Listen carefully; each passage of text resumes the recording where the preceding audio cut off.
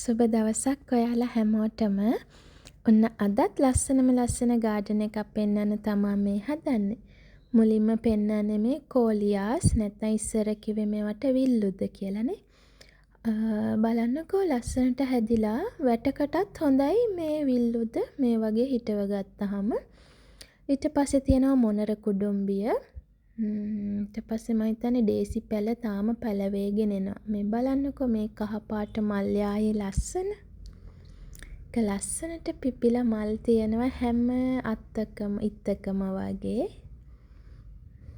හරිම ලස්සනයි.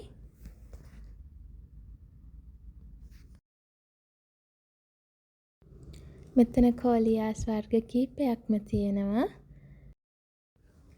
ඊට පස්සේ තියෙන්නේ නම් රතු පාට පැන්තාස් පැලයක්. ඊළඟට බලන්නකෝ මේ බෝවිටියා මලේ ලස්සන. ඒ වගේම ගහේ මල් කීපයක් තියෙනවා. මේවා සීතල ප්‍රදේශවලත් හැදෙනවා කියන්නේ. ඊට පස්සේ තියෙනවා හයිඩ්‍රෙන්ජියා තුම්මස් මල් පාත්තියක්. ඊට පස්සේ තියෙනවා රෝස පාත්තියක්. හැබැයි මේ ලොකු රෝස නෙමේ. බේබි රෝසත් නෙමේ. මේවට කියන්නේ සිංගල් පෙටල් රෝසස් කියලා. හොඳට බලන්නකෝ පෙති 5ක් වගේ තමයි තියෙන්නේ. පාති කීපයක්ම දාලා තියෙනවා. බලන්නකෝ. ඔයාටත් පුළුවන් නම් මේ වගේ රෝස පාති ඉඩ තියනවා නම් හදාගන්න පුළුවන්. බලන්නකෝ යාලා දාලා තියෙන ෂේප්ස් එහෙම. මේ ටිකේම රෝසස් තමයි තියෙන්නේ. රෝස පාට රෝසස් එකක් තියෙනවා ලස්සනයි. ඊට පස්සේ තැඹිලි පාට රෝසස් පුකුරු ගොඩක් හැදිලා. ඊට පස්සේ බලන්නකෝ මෙන්න මේ ගහ කනේරු වගේ කොළ. ඒ වුණාට මල පොඩි ගෙඩියකුත් තියෙනවා පපඩම් වගේ. රස වෙන මේ රතු පාට මලත් හරිම ලස්සනයි. මම ඒකට කියන නම නම් දන්නේ නැහැ. ඒකෙම රෝස පාට පොඩි මේ මල් පැලයකුත් මෙතන තියෙනවා. ඒ වර්ගෙම. මේකට නම් අපි ඉස්සර කාක් මොට කියලා කියන්නේ. මන් දන්නේ දැන් ඇත්තට වෙන නමක් තියනවාද කියලා. දම් පාට මල්. මෙන්න මේ මලත් හරිම ලස්සනයි. හැබැයි ගහ නම් මැරිගෙන එන්නේ වගේ. ඊට පස්සේ තියෙනවා වද ගහක්, ලොකු වද ගහක්. සපත්තු මල්නේ. මේ කල එක මම කලින් දැකලා තිබ්බේ නෑ. ඒකත් හරිම ලස්සනට පේනවා. ඊට පස්සේ තින් මෙහෙට ආවේනිකම මල් වර්ගයක් ඉන්පේෂන් මල්. තැඹිලි පාට මල් පාත්තියක් දාලා තාම සරුවට හැදිලා නෑ ඒක. මේක සුපර් ඩේසිද මොකද්ද මන් දන්නේ නම නම් හරිම ලස්සන පඳුරක් විදියට හැදිලා ඒ මල. මේකෙත් නම දන්නේ නැහැ. ඒ වුණාට මල නම් හරිම කියුට්.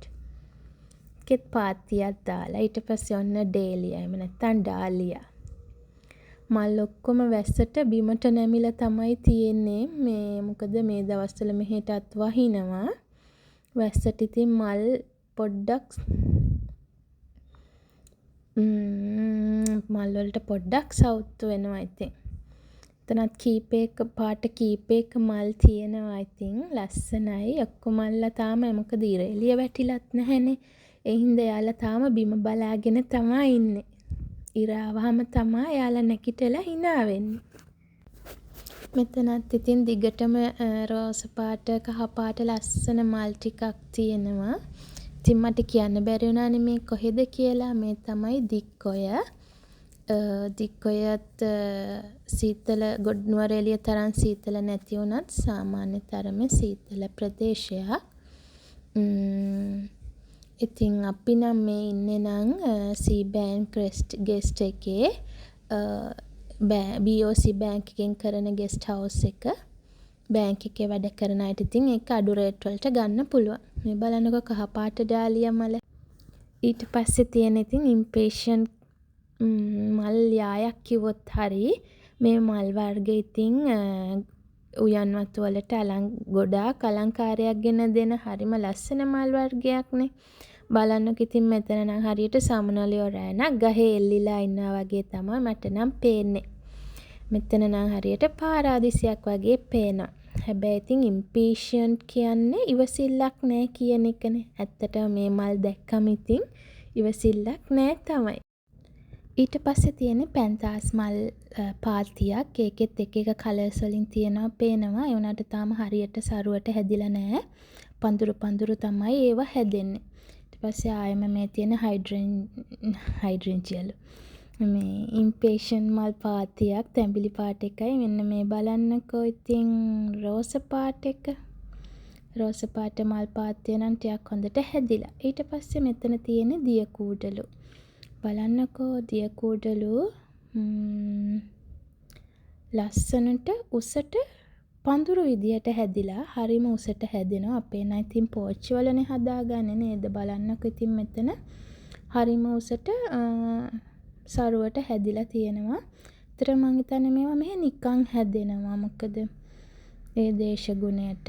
ඒ ඉස්සරහින් තියෙන ක්‍රෝටන් ගහත් ලස්සනට ෂේප් එකකට කපලා ලොකුවට හැදිලා තිබුණා. ඊට පස්සේ මෙන්න මේ ආයෙම මේ ඉම්පේෂන්ට් කොලේ බයි කලර් එකේ සුදු මල පිපෙන එක. මං හිතන්නේ මේ පාති තාම ළඟදි හදලා තියෙන්නේ. ඒ වර වගේ ලොකුවට හැදිලා නැහැ. ඒ වුණාට මේවත් හරිම ලස්සනයි.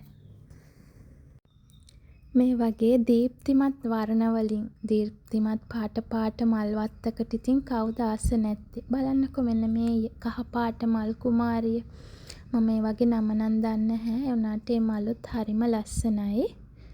මේ පැත්තට ආවේනික මලක් වෙන්න ඕනේ. මෙන්න මේ ක්‍රෝටන් ගහට මොනා හරි වෙලා මන් දැක්කේ නිකන් හරියට අයිස් හිම වැටිලා වගේ මොකක් හරි සත්තු జాතියක් ඉන්නවා ඒකේ. මේ අර මලේම වෙන පාටක්. ඒ මලුත් ඉතින් වැස්ස නිසා බිමට පාත් වෙලා තියෙන්නේ. ඊට පස්සේ මෙන්න ආයෙම රෝසස් තියෙනවා. බලන්නකෝ මේක shrub roses මං හිතන්නේ.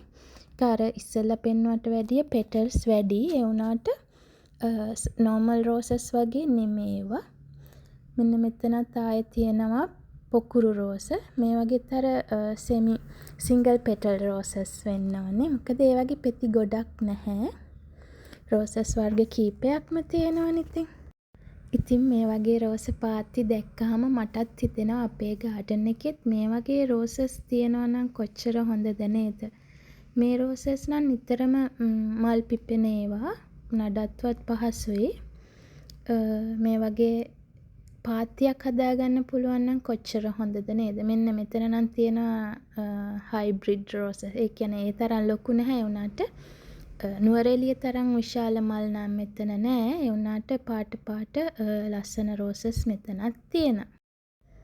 මේ මල ලිලි මලක් වගේ වෙන්න ඕනේ, වර්ගයක් වෙන්න ඕනේ. ඉතින් බලන්නකෝ මං කියවනේ මෙහෙට වහිනවා කියලා. මේ වගේ කොළ උඩට පිනි බින්දු වැටිලා හරිම රසණයි. ඔන්න බලන්න මෙතන තියෙනවා තැඹිලි පාටයි, ලාදම් පාටයි, දිය කූඩලු කැලේට හැදිලා නිකන් ඔහේ හැදිලා ඒවා. එමත් හරිම ලස්සනයි. ඊට පස්සේ පැන්තාසොත් මේ වර්ග පාට කීපයකින් තියෙනවා. මේ බලන්නකෝ මං කිව්වේ මේ කොළ උඩ පිනි බින්දු වැටිලා හරිම කලාත්මක විදියට පේනවා ඒක. බලන්නකෝ මලත් එක්ක වතුර බින්දු තියෙන එක හරිම ලස්සනයි. ඊට පස්සේ මේ තියෙන රේන් ලිලි ලොකු මල තියෙන එක. මේ මල් මම කලින් දැක්කේ Vlog Clouds channel එකේ නංගිගෙන් තමයි. ඔන්න මෙදා නම් මමත් එහෙම්ම දැකගත්තා ඒ මල් වල ලස්සන. මෙතන ඉතින් රේන් ලිලි වගේම කහ පාට රෝස, එතකොට රතු පාට රෝස වලින් හැඩ වෙලා තිබුණා. එතනත් ඒ පාත්තියත් හරිම ලස්සනයි. මෙන්න මේක ඉතින් කවුරු හරි කාට හරි අදහසක් ගන්න තමයි මේක පෙන්වන්නේ.